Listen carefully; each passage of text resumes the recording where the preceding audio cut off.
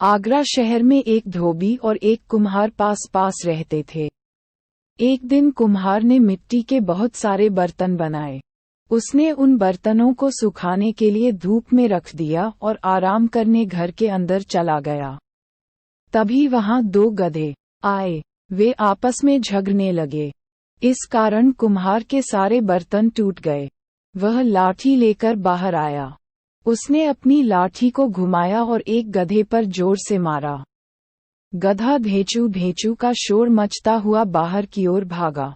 इस पर कुम्हार का पड़ोसी दौड़कर आया और बोला, अरे अरे, यह क्या करते हो? यह मेरा गधा है। कुम्हार ने नाराज होकर कहा, तो क्या हुआ?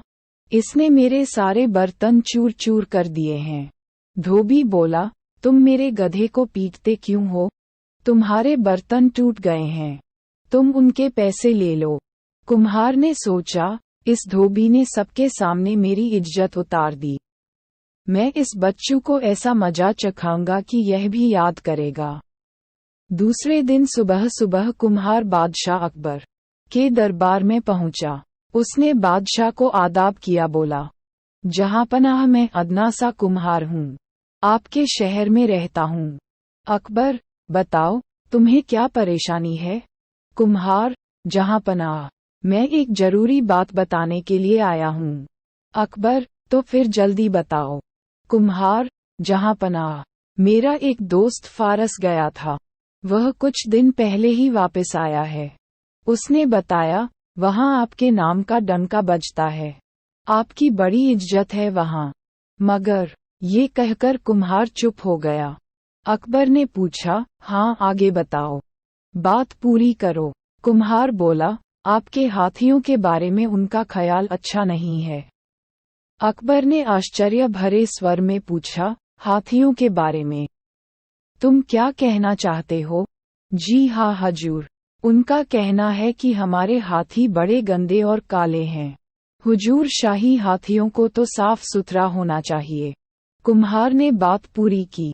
बात तुम्हारी ठीक है कुम्हार, अकबर बोले, और हुजूर, मेरे दोस्त ने बताया कि फारस के शाह के हाथी खाने में सारे हाथी दूध की तरह सफेद हैं। अकबर ने समझ लिया कि यह कोई चालबाज आदमी है। फिर भी उन्होंने पूछा, मगर फारस के शाह अपने हाथियों को इतना साफ सुथरा कैसे रखते हैं? कुम्हार ने उत्तर दिया, सीधी सी बात है हुजूर, इस काम के लिए उन्होंने बढ़िया धोबियों की पूरी फौज लगा रखी है। तो हम भी शहर के तमाम धोबियों को इस काम पर लगाए देते हैं। अकबर ने कहा। इस पर कुम्हार बोला, जहांपनाह, शहर का एक बेहतरीन धोबी मेरे पड़ोस में रहता है। वह अकेला इस काम के लिए काफी है। अकबर ने मन ही मन सोचा, तो यह अपने पड़ोसी को फंसाना चाहता है। लेकिन उन्होंने कहा, ठीक है, हम उसी को बुला लेते हैं। अकबर के आदेश पर धोबी को दरबार में हाजिर किया गया। वह डर के कारण कांप रहा था। उसने डरते हुए कहा, जहांपनाह, हुजूर, अकबर ने आदेश दिया, देखो हमारे हाथी खाने के सारे हाथी काले हैं। तुम्हें इन्हें धोकर सफेद करना है। जी हुजूर, धोबी बोला।